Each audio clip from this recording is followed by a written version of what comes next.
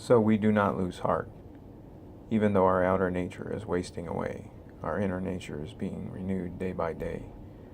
For this slight momentary affliction is preparing for us an eternal weight of glory beyond all measure. 2 Corinthians 4:16 and 17.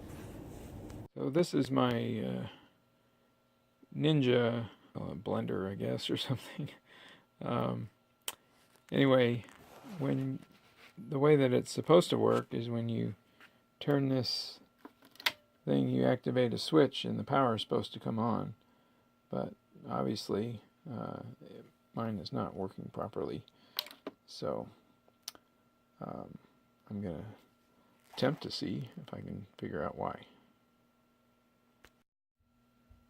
So it says it's a Nutri Ninja BL 48270. There's three Torx 10 fasteners that hold the bottom piece on, and that just comes on or comes off like that. Okay, next there were 6 Phillips head screws here, and this comes off like that. And next, after you get those 6 out, then this piece just snaps right off. So the first thing I checked out were these 2 switches.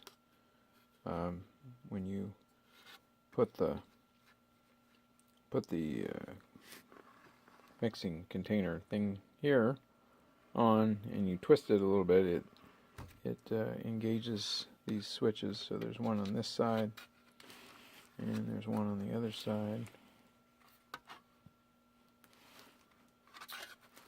right there, and those are normally open circuits, and so when you put the mixing container on there and lock those in place, then they close the circuit, and those seem to be working properly. So that wasn't it. So then I started, and I did take this circuit board loose. There's 2 or 3 screws holding it in, and it's kind of right on. Actually, I think it goes like that. But when I looked at the back side of this, I looked over all the boards pretty well. But that thing looks kind of corroded, so I suspect that's probably the problem. And I'm going to see if I can figure out if there's any way to get another one of those, or figure out what kind of component it is, and replace it on that board.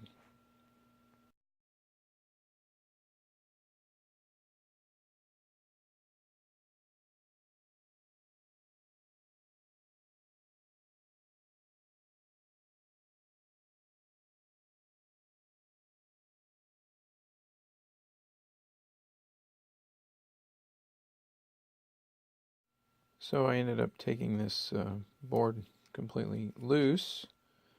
All those wires were just, they have these little kind of crimp connectors there, and I just squeezed the crimp the other way and they came right off.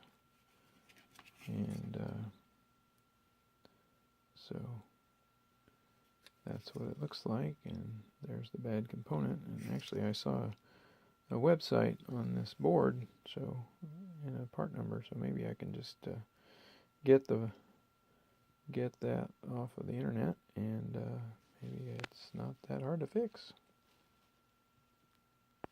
So I did not have any luck on the internet finding a replacement board. So I have a friend that does work on circuit boards. So what he did was he pulled the diode here off and checked it, and found out that it was still good, so he just reinstalled it. And then, but he did also kind of trace back the path of likely the source of the short, and he traced it back to this transistor over here, And this is not the original transistor, but he was able to replace the transistor with another one. And so now we're going to test and see if that helped the problem.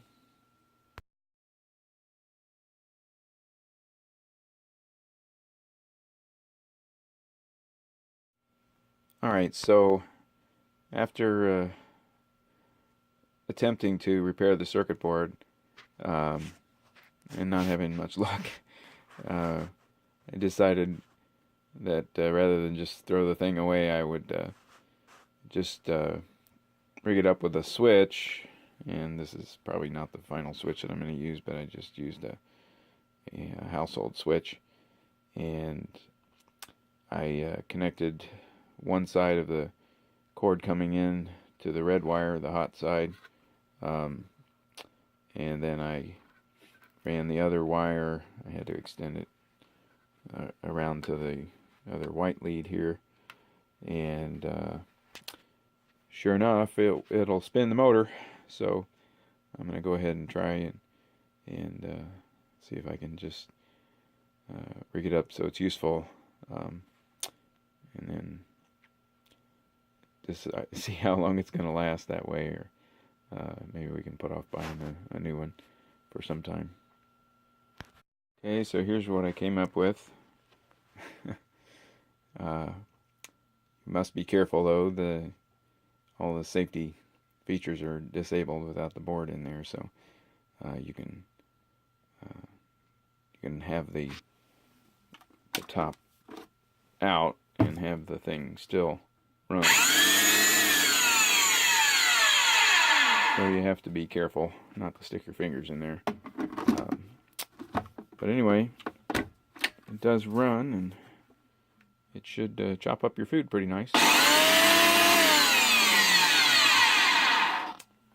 That's it.